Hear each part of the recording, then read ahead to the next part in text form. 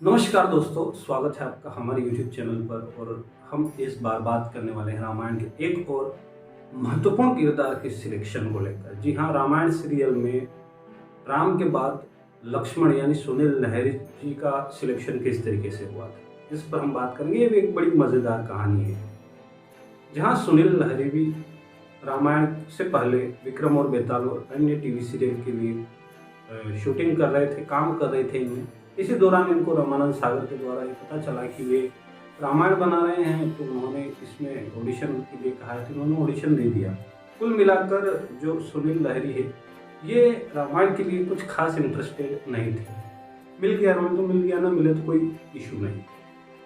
इस तरह इन्होंने एक कोई विशेष रुचि के साथ नहीं, लेकिन एक कास्टिंग के लिए इन्होंने ऑडिशन दिया, तो इनका जो फाइनल हुआ वो हुआ शत्रुघ्न के लिए। यानी जो सुनील लहरी है, जिन्होंने लक्ष्मण का किरदार रामायण में निभाया है, वो शत्रुघ्न के लिए फाइनलाइज हो गए, उनको तय कर लिया गया टीम के द्वारा।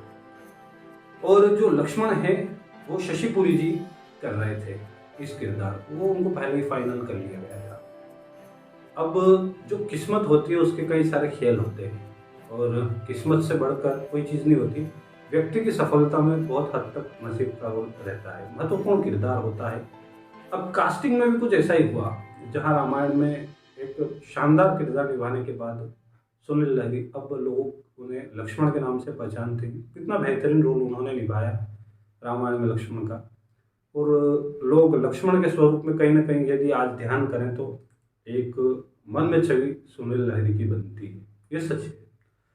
लेकिन उस दौर में जब वे नहीं करना चाहते थे इस रोल को, और उन्होंने इसके लिए सोचा भी नहीं था, कहीं से कहीं तक उनकी इसकी संभावनाएं नहीं थी, लेकिन हो ही वही जो राम रचि रखा, यानी जो ईश्वर को पसंद है, जो तय कर लिया है विधाता ने, होता तो वही है। कुछ इसी प्रकार का घटनाक्रम इसमें भी हुआ। जब सुनील लहरी इस रोल को नहीं करना चाहते थे, या उनकी इसके विषय में कोई रुचि नहीं थी, उनको शत्रुघ्न के लिए फाइनलाइज कर लिया गया था।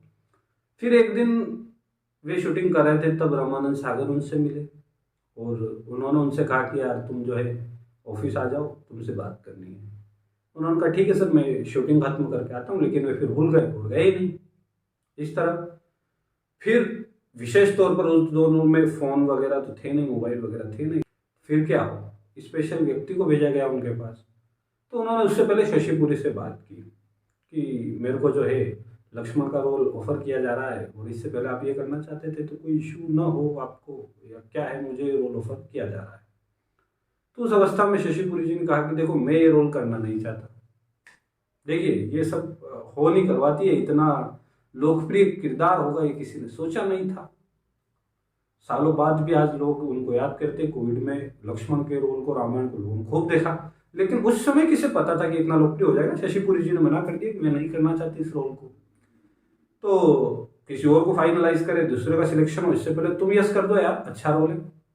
लक्ष्मण का रोल निभाने वाले सुनील लहरी ने बोल दिया यस कि हाँ मैं करना चाहता हूँ।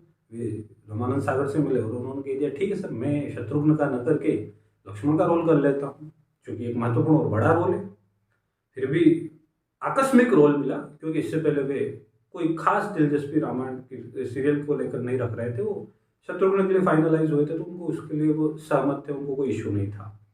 फिर इस तरह उनको लक्ष्मण का रोल मिला, और उसके आगे क्या कुछ हुआ वो सब जानते हैं।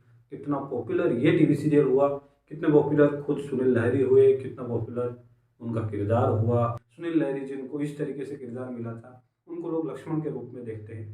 तो ये इस प्रकार की स्टोरी थी, जिसमें जो सुनील लहरी है, जिन्होंने लक्ष्मण का किरदार निभाया, उनका इस तरीके से इस सीरियल में सिलेक्शन हुआ था।